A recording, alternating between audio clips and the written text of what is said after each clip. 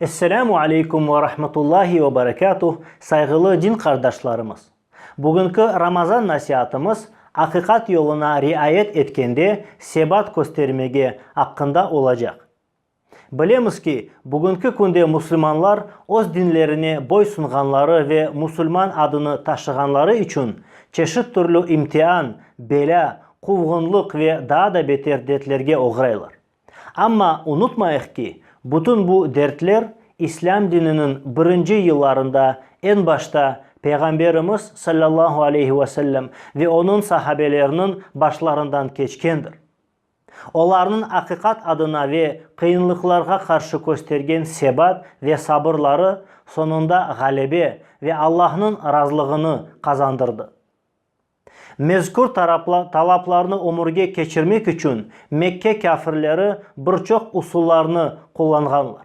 Öldürmek, kıynamak, eziyet etmek, haps etmek, kapamak, icretten vazgeçtirmek, mülkünü müsaade etmek, mıskıllamak, aşağılamak, boykot ilan etmek, yalan haber ve emiş demişlerle karalamak ve ilahire. Bugünkü zalim hakimler de bu usullardan faydalanırlar. Buna yanı usullarını da koşarlar ve hatta işkence meselesinde daha da ileri ketkenler. Elektrik gibi zemanevi keşiflerini sanayi yenişlerge erişmek için değil de işkence etmek için faydalanırlar. Elbette Resulullah sallallahu aleyhi ve sellem ve onun sahabelerinin ola turgan vakalarga öz noktayı nazarları var ki bizler buna riayet etmemiz, onlardan örnek almamız gerek. Ve aşağıdaki kısa abzorga şu noktayı nazarlarına izahat veredir. Mekke kafirlerinin kullangan usullarından bazıları şulardır. Birincisi, köteklemek. El-Hakim el-Mustadrak da Müslim'nin şartına göre sahihtir dedi ve Enes'ten şöyle degenini getirdi. Resulullah sallallahu aleyhi ve sellem'ni o kadar urdular ki o esini bile coydu. O vakit Ebu Bekir ayakka turdu ve böyle dedi. Yazıklar olsun sizge. Rabbim Allah'tır degen adamını endi öldürecek olasınız mı? Kim bu soradılar. Bu Ebu Kuhafa'nın deli oğludur. Yani Ebu Bekir deyip cevap verdiler. İkincisi, işkembe ve ona benzegen pisliklerini atmak. İbn-i Sa'd tabakatında Ayşe'den Resulullah sallallahu aleyhi ve sellem'nin şöyle degenini getiriyor. İki en fena komşu arasında yaşay edim. Biri Ebu Leheb, başkası da Ukba İbn-i Ebu Muayt.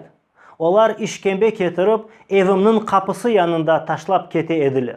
Hatta atacak olan pisliklerini de getirip kapım yanında taşlay edilir. Bundan sonra Resulullah sallallahu aleyhi ve sellem ey Abdümanaf oğulları bu nasıl komşuluk deyip pisliklerini evinin o günden alıp yolga ata edi. Üçüncüsü, boynuna basmak ve yüzüne toprak atmak hareketleri. Müslim Ebu Hureyre'den şöyle degenini rivayet etken. Bir gün Ebu Cehil şöyle dedi. Muhammed aranızda eken yüzünü hala toprakka sürte mi? Yani namazını kıla mı? Evet cevabını algan son. Lat ve Uzza'ga ant olsun ki onu böyle yapkanını görsem boynuna ayaklarımla basacağım. Yüzünü toprakka batıracağım dedi. Sonra bir gün Resulullah sallallahu aleyhi ve sellem namaz kılganda onun boynuna ayakla basmak için yanına yakınlaştı.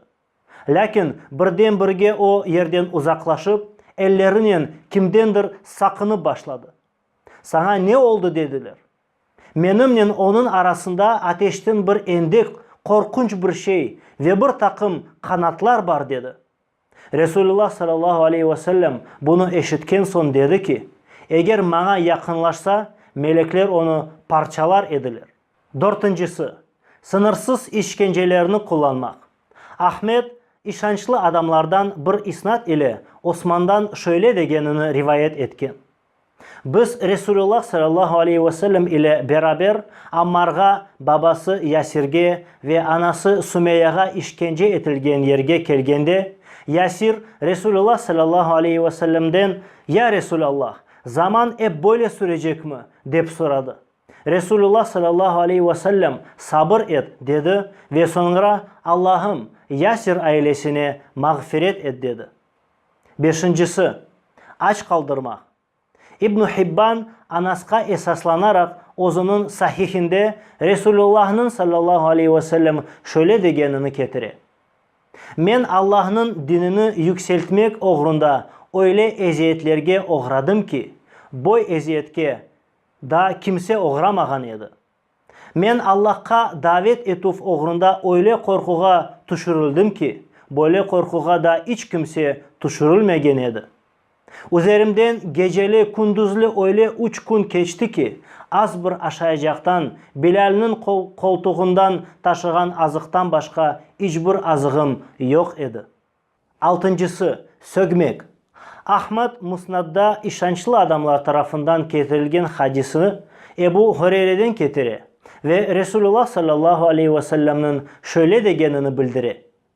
Allah Kureyşlilerinin lanetini ve küfrünü menden nasıl uzaklaştırganını görmeysiniz mi? Men Muhammed yani maktanılgan olganım alda olar beni mezmum, sögülgen dep adlandıralar. Yedincisi, yalan, iftira. El-Bukhari ve Muslim Cabir İbn Abdullah'tan Resulullah sallallahu aleyhi ve sellem'nin şöyle degenini getireler. Kureyşliler meni yalancı dep adımını çıkarganda men hacırda ayakta turdum. Bundan son Allah bana Beytül Makdis ile kozumның arasındaki mesafeni def etti ve o yerge bakıp bütün hususiyetlerini onlara haber etmeye başladım. 8. Öldürmek ya da ölümle korkutmak. El-Bukhari Urva İbn Ez-Zubeyr'nin şöyle degenini getire. Bir kere Abdullah İbn Emir'den müşriklerinin Resulullah'a sallallahu aleyhi ve sellem yapkan yamanlıklarının en fenası nedir dep soradım. Abdullah şöyle dedi. Günlerden bir gün Resulullah sallallahu aleyhi ve sellem namaz kılganda Ukba İbn Ebu Muayt ardından gelip üstüne os urbasını taşladı ve şiddetli surette boğmağa başladı. Şu arada Ebu Bekir geldi. O Ukba'nın omuzunu tuttu ve çetke itedi. Ebu Bekir bu adamını Rabbim Allah'tır degeni için öldüreceksiniz mi? O sizge Allah'tan açık deliller getirgen dedi.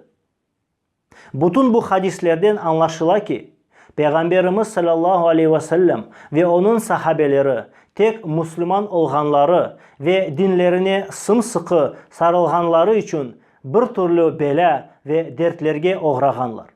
Şimdiki zamanın Müslümanları da aynı sebepten zalim hükümdarlar tarafından çeşit kıyınlıklarga uğramaktalar. Müslümanlarını kovalar, horlaylar, hapis eteler, öldüreler, aç tutalar, topraklarını ve yer tübündeki baylıklarını tartıp alalar. Şehirlerini ve devletlerini yok etip Müslümanlarını kaçmağa mecbur bırakalar.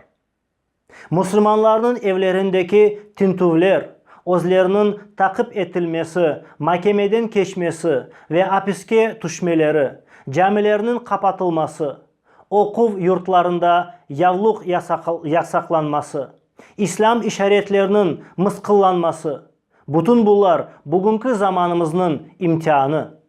Bizlerge aytalar ki dinini kutken Müslümanlardan korkun. Olar fundamentalist, ekstremist, teröristler. Bunun yanında işkencelerle bizlerini dinimizden uzaklaştıracak olalar.